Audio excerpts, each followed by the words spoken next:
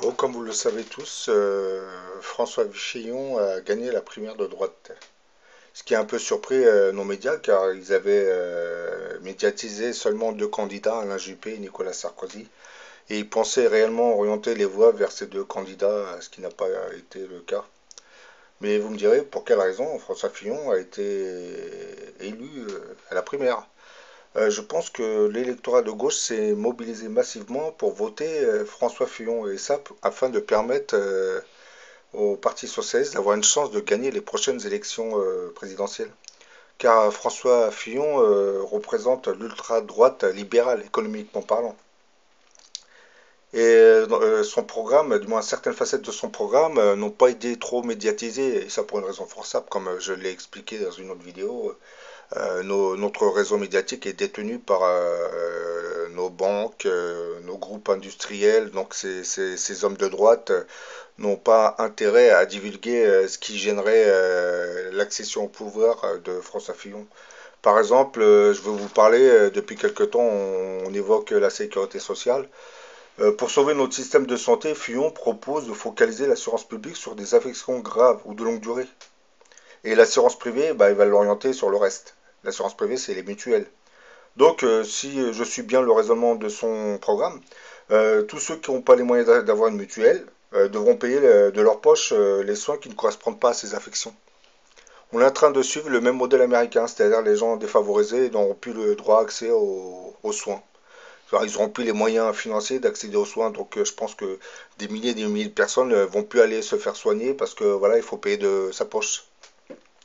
Et bon, la classe aisée n'aura pas trop ce problème parce que vu qu'ils sont fortunés, ils pourront se permettre de payer les petits soins. C'est pas un gros problème. Et ça, ce genre de sous-programme, les médias ne le critiquent pas trop. On le diffuse comme un progrès pour sauver la sécurité sociale.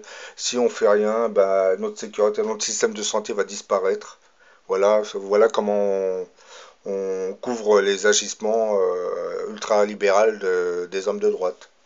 Et l'autre programme, du moins l'autre sous-programme, l'autre idée de François Fillon, c'est les 35 heures. Vous savez, par exemple, le temps de travail est fixé par la loi et elle donne une durée légale qui est en ce moment de 35 heures. Cette durée sert à savoir à partir de quand on peut faire des heures sup. Par exemple, après 35 heures, lorsque vous travaillez, vous êtes en heures sup. Le patron vous paye ça en heures supplémentaires. C'est pas intégré dans le salaire. Et c'est cette durée du temps de travail que M. Fillon veut supprimer. Et bon, on a deux catégories, on a la fonction publique et le secteur privé. Par exemple, dans la fonction publique, les agents qui travaillaient 35 heures étaient payés 39 heures. Et aujourd'hui, M. François Fillon veut réduire ça, c'est-à-dire au lieu de les payer 39 heures, eh ben, monsieur veut réduire ça de 2 heures 37 heures. C'est-à-dire les fonctionnaires seront payés 2 heures en moins. Ils vont travailler 2 heures en plus gratuitement. Vous vous rendez compte le progrès social. Et c'est pour ce genre de personnes que les gens vont voter. J'ai l'impression que ceux qui votent ne comprennent pas ne lisent pas vraiment le programme des hommes politiques. C'est un peu comme les assurances, vous savez, les règlements, c'est écrit en tout petit, donc on ne le lit pas. C'est après, quand la personne accède au pouvoir, et ben là, ça c'est fini. Et bon, comme notre cher François Fillon veut supprimer cette durée du temps de travail, qui est de 35 heures, pour ce qui est du privé, eh ben là, ça va se faire au niveau local, c'est-à-dire toutes les entreprises vont décider ce qu'elles veulent. C'est à partir de 35 heures, ben, les heures sup, elles seront plus, ça sera plus des heures sup. Par exemple, le patron pourra fixer ça à 40 heures. Ça, vous allez travailler 40 heures, c'est avec un salaire normal, et à partir de 40 heures, vous serez en heures sup. Vous vous rendez compte? Ils vont vous rajouter 5 heures ou 7 heures, je sais pas, ça dépend du patron.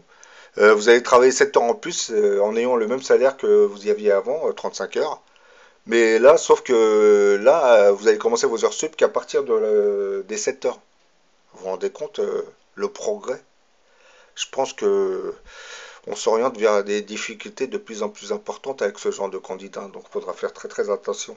Et du côté gauche, c'est guère plus réjouissant parce que nous avons Monsieur Valls, Macron, des hommes avec des étiquettes de gauche mais qui font des politiques de droite. Je ne sais pas vers quoi on est en train de s'orienter. Et ce qui va se passer pour la primaire de gauche, c'est exactement ce qui s'est passé pour celle de droite, c'est que l'électorat de droite va se mobiliser pour essayer de mettre des candidats, pour essayer de casser Monsieur Valls. Donc on a de grandes chances de voir des candidats comme Mélenchon ou Montebourg monter rapidement dans les sondages. Et ça, c'est parce qu'il y a une inversion de l'électorat. Et le problème, c'est que les gens qui votent ne comprennent pas, ne lisent pas trop ces programmes politiques. Ils ont tendance à écouter leurs hommes politiques, surtout quand ils exploitent certains faits divers liés à l'immigration, les attentats de Daesh, le halal. Donc voilà, on endort vraiment, on endort le bas peuple. On les passionne avec ce genre de sujet. Et ça permet entre autres d'occulter les vrais problèmes sociaux du pays. Et puis ça permet aussi de cacher les vraies visées de nos hommes politiques, du moins le contenu de leur programme politique. Donc c'est une manière de nous détourner de ce qui nous attend.